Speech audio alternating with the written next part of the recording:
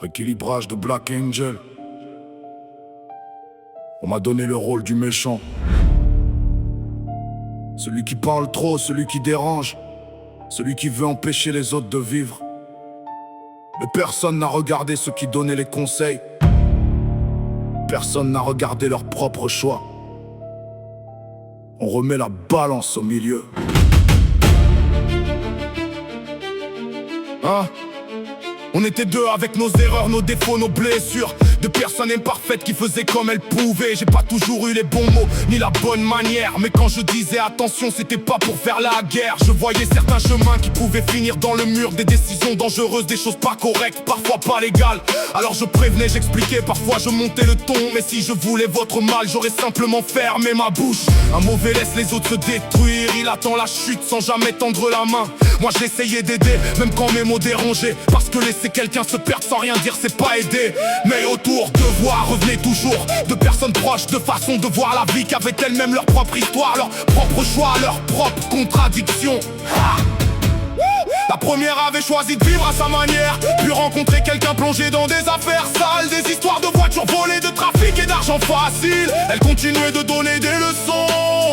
Fais comme moi, pense à toi, tu as raison. Mais comment montrer une bonne direction quand ta propre route part déjà de travers?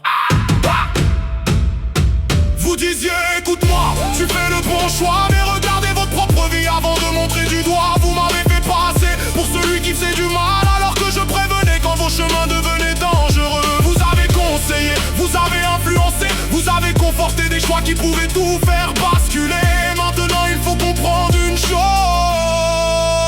chacun répond de ce qu'il choisit. Et puis y avait l'autre, un homme qui paraissait bien au premier regard, mais derrière l'image des histoires de trafic. Un bracelet au poignet, des affaires pas propres, de l'argent mis de côté en attendant que la tempête passe. Puis le temps a passé, le bracelet a disparu, l'argent est ressorti et la vie pouvait recommencer comme si rien n'était arrivé. Cette personne aussi donnait des conseils. T'as raison, continue, pense à toi, ne l'écoute pas. La femme a écouté encore puis encore, et à force d'entendre les mêmes voix, elle a fini par croire qu'elle avait forcément raison. Elle a fait ses propres choix, oui, des choix parfois illégaux. Et aujourd'hui encore, elle continue sur certains de ses chemins, persuadée qu'elle avance dans la bonne direction. Mais comment voir clair quand ton entourage te répète constamment que tu as raison, même lorsque tes décisions te détruisent? Peut-être qu'elle sait déjà que quelque chose ne va pas, parce qu'on peut afficher un sourire et être complètement détruit à l'intérieur. On peut dire je vais bien et ne plus savoir comment sortir de la situation où l'on s'est enfermé. Alors non, je ne veux pas de vengeance. La vengeance ne changera rien. Je veux simplement que la balance arrête de pencher toujours du même côté. Moi aussi, j'ai fait des erreurs, je les reconnais, je les porte, je les assume, mais je ne porterai plus celles des autres. Vous vouliez me faire passer pour le problème, ah très bien, mais regardez autour de vous, regardez vos choix, vos fréquentations, vos décisions. Regardez ce que vous avez conseillé aux autres.